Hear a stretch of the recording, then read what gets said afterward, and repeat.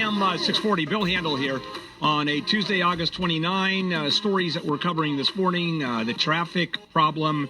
And as a matter of fact, Bryan Suits was in that, driving, over 3 hours to get here? It's hard to talk about, man. If you weren't there, you don't know.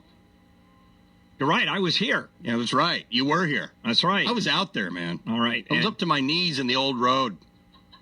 That's so funny. I came up to Balboa, and I said, do I go Balboa or do I stay on the old road? Where does it clear up? It doesn't. I looked to my left there at I-5 and 210. Body. Corner.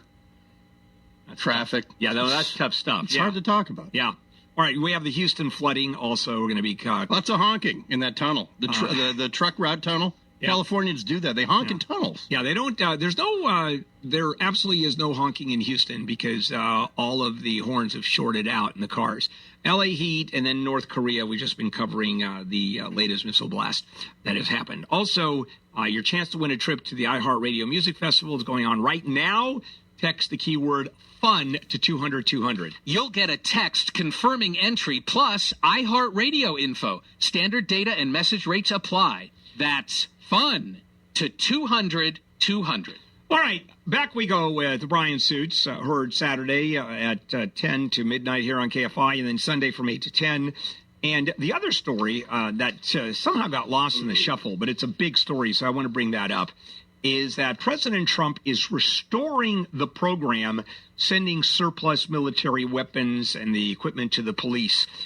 That was done. The ban was initiated under President Obama because he's such a wuss and I think made the worst call in the world. So before we get into that, just a quick backup, Bryan, I want to say the reason that the President Obama cut all of it off as he caved into the wussies who said, we don't want the police to look like a paramilitary They saw force. those shots out of Ferguson, and they said, well, it looks like Baghdad. Well, okay, it did not actually look like Baghdad.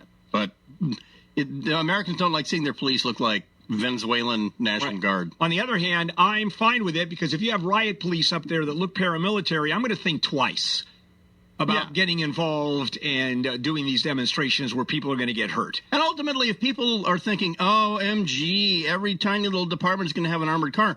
Well, look, we've already been down this road here in Los Angeles. Remember LA Unified Police? Remember that? They had an armored car. One. And people said, what WTF? What's that for? For the great boiled peas riot of 2018? What the hell? And LA Unified got rid of it. Meanwhile, up at UC Davis, they paraded theirs around. And they went, look at our armored car. And everyone said, the chancellor, Napolitano, said, why do you have that again? And so ultimately, if you need it, like LA County SWAT, which is called the SEB, LAPD, no one can argue that we have big people crime here. So SWAT has these things. But you're not patrolling around Kern County. Well, what kind of equipment are we talking about? That the MRAPs, what are called the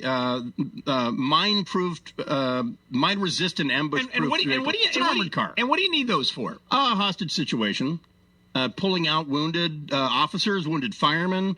If you have a mass shooter situation, you drive in, you medevac people out. It's a rolling, bulletproof wall.